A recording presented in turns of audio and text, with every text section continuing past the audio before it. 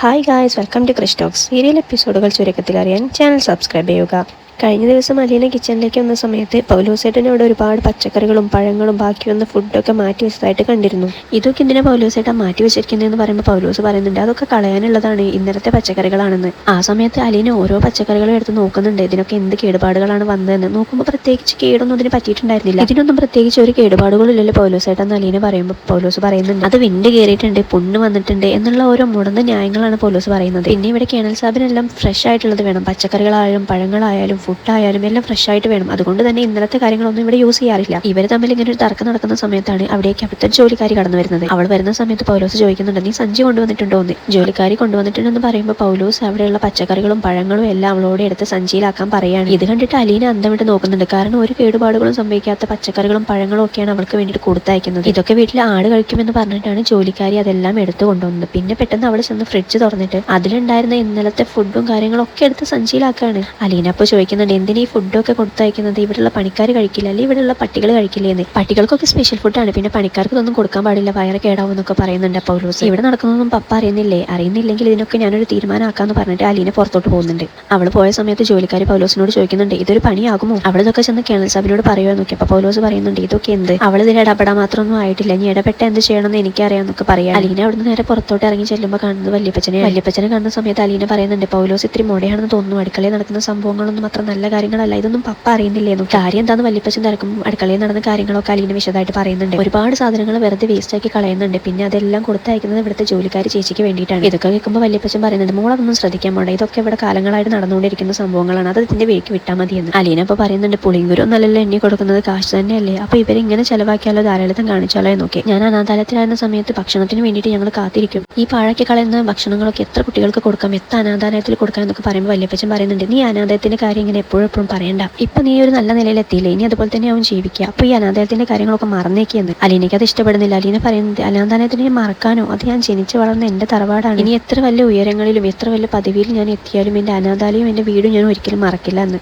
അനാഥാലയം മറന്നാൽ പിന്നെ അലീന ഇല്ലല്ലോ എന്ന്. വല്യപ്പച്ചൻ ഇപ്പൊ പറയുന്നുണ്ട് മോളെ ഞാൻ അങ്ങനെ ഉദ്ദേശിച്ച് പറഞ്ഞതല്ല, നീ നിന്റെ അനാഥാലയത്തിനെ കുറിച്ചൊക്കെ പറയുമ്പോൾ ഇവിടെയുള്ള പണിക്കാർ അത് കേട്ടിട്ടുണ്ട്, നിന്നെ വില കുറച്ച് കാണില്ല, അത് വിചാരിച്ചിട്ടാണ് ഞാനത് പറഞ്ഞതെന്ന്. അലീന അപ്പൊ പറയുന്നുണ്ട് ഇത് കേട്ട് എന്നെ വില കുറച്ച് കാണുന്നവരുടെ വിലയാണ് വല്യപ്പച്ച തരം താന്ന് പോകുന്നത്, സത്യത്തിന് വിലയുണ്ടെങ്കിൽ സത്യം പറയുന്നവർക്കും വിലയുണ്ടെന്ന്. എന്റെ നിലപാട് ശരിയാണെന്നുണ്ടെങ്കിൽ വല്യപ്പച്ചന്റെ മകൻ ലാലിച്ചൻ പറഞ്ഞാൽ പോലും ഞാൻ അനുസരിക്കില്ല എന്ന് അലീന പറയാണ്. അപ്പൊ വല്യപ്പച്ചൻ പറയുന്നുണ്ട് മോളെ നിന്റെ നിലപാട് അതാണെന്നുണ്ടെങ്കിൽ നീ അതിൽ തന്നെ ഉറച്ചു നിൽക്കണമെന്ന്. പിന്നീട് അലീന രേവതിക്കുട്ടിയെ വിളിച്ച് സംസാരിക്കുന്നുണ്ട്. വിശേഷങ്ങളെല്ലാം പറയുന്ന കൂട്ടത്തിൽ തനിക്ക് ഇവിടെ പണിയൊന്നുമില്ല, തിന്നും കുടിച്ചിങ്ങനെ വെറുതെ ഇരിക്കാണെന്ന് പറയുമ്പോൾ രേവതിക്കുട്ടി പറയുന്നുണ്ട് എന്നാൽ എന്റെ പോലെ സ്റ്റാൻലി പപ്പയോട് അലീന ചേച്ചിയെ പഠിക്കാൻ വിടാൻ പറയുമെന്ന്. അപ്പൊ അലീന പറയാണ് ഞാനിവിടെ നിലയുറപ്പിക്കട്ടെ, നിലയുറപ്പിച്ചെന്ന് പറയാൻ മാത്രമൊന്നും ആയിട്ടില്ല, അതെന്തി ചേച്ചി അവിടെ എന്തെങ്കിലും പ്രശ്നമുണ്ടോ എന്ന് രേവതിക്കുട്ടി ചോദിക്കുമ്പോൾ അലീന അവിടുത്തെ പ്രശ്നങ്ങളും കാര്യങ്ങളൊക്കെ പറയാണ്. പിന്നീട് കാണിക്കുന്ന വല്യപ്പച്ചനാണ്. വല്യപ്പച്ചൻ പുറത്തിരുന്ന സമയത്ത് മകൻ റോയിയുടെ കോള് വരുന്നുണ്ട്.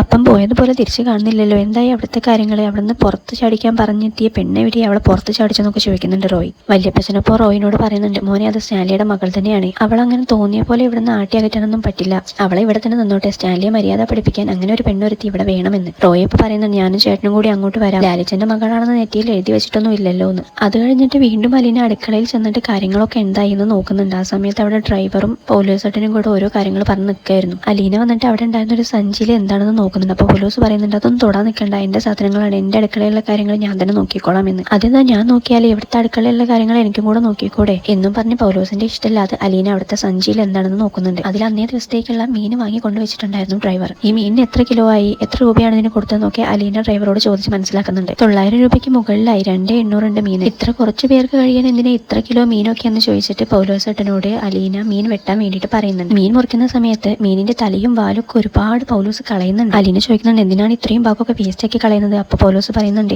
കേണൽ സാബിന് തലയും വാലൊന്നും ഇഷ്ടമല്ല, അതുകൊണ്ട് ഇവിടെ ഇങ്ങനെയാ ചെയ്യാറ്, എന്നിട്ട് നിങ്ങൾ അതൊക്കെ ഇവിടെ തൂക്കാൻ വരുന്ന ചേച്ചിക്ക് കൊടുത്തയക്കുമല്ലേ ആടിന് തിന്നാൻ കൊടുക്കാൻ വേണ്ടിയിട്ട് അലീന അവിടെ ചോദിക്കുകയാണ്. ഇതൊക്കെ കേട്ടിട്ട് പൗലോസിന് ഭയങ്കരമായിട്ട് ദേഷ്യം വരുന്നുണ്ട്. അലീന അവിടെ വന്നത് തന്നെ അവർക്കാർക്കും ഇഷ്ടപ്പെട്ടിട്ടുണ്ടായിരുന്നില്ല. കൊച്ചി ഈ കാര്യത്തിലൊന്നും ഇടപെടണ്ട, ഇത് എന്റെ അടുക്കളയാണ്, ഞാൻ നോക്കിക്കോളാം എന്നൊക്കെ പറയുമ്പോൾ അലീന പറയുന്നുണ്ട് നിങ്ങളുടെ അടുക്കളയോ, ഇവിടെ ഞാൻ താമസിക്കുന്നിടത്തോളം കാലം ഇത് എന്റെയും കൂടെ അടുക്കളയാണ്, ഇവിടുത്തെ കാര്യങ്ങളൊക്കെ ഞാൻ കൂടി നോക്കും, ഞാനിവിടെ ഒന്നും ചെയ്യേണ്ടെന്ന് പറഞ്ഞാൽ പൗലോസേട്ടന് ജോലി എടുക്കാൻ പറ്റുമോ, പറ്റില്ല. ഇതൊക്കെ പറഞ്ഞിട്ട് അലീന പൗലോസിനെ നിലക്കി നിർത്താൻ വേണ്ടിയിട്ട് ശ്രമിക്കുന്നുണ്ട്. അടുത്ത എപ്പിസോഡിൽ പൗലോസ് അലീന ചെയ്ത പ്രവൃത്തികളെല്ലാം വലിയ തെറ്റാണെന്ന മട്ടിൽ സ്റ്റാൻലിയോട് പറഞ്ഞു കൊടുക്കുന്നുണ്ട്. ഇത് കേട്ട് സ്റ്റാൻലി അലീനയെ ചോദ്യം ചെയ്യാനായി വരുമ്പോൾ അലീന തന്റെ നിലപാടുകളിൽ ഉറച്ചു നിൽക്കുന്നുണ്ട്. ആ സമയത്ത് സ്റ്റാൻലി അലീനയോട് പറയുന്നുണ്ട് ഇങ്ങനെയാണെങ്കിൽ ഇവിടെ നീ എങ്ങനെ തുടർന്ന് മുന്നോട്ട് പോകുമെന്ന്. അലീന നേരിടേണ്ടി വരുന്ന പുതിയ പരീക്ഷണങ്ങൾ എന്തൊക്കെയായിരിക്കും? അടുത്ത എപ്പിസോഡിനായി ചാനൽ സബ്സ്ക്രൈബ് ചെയ്യുക.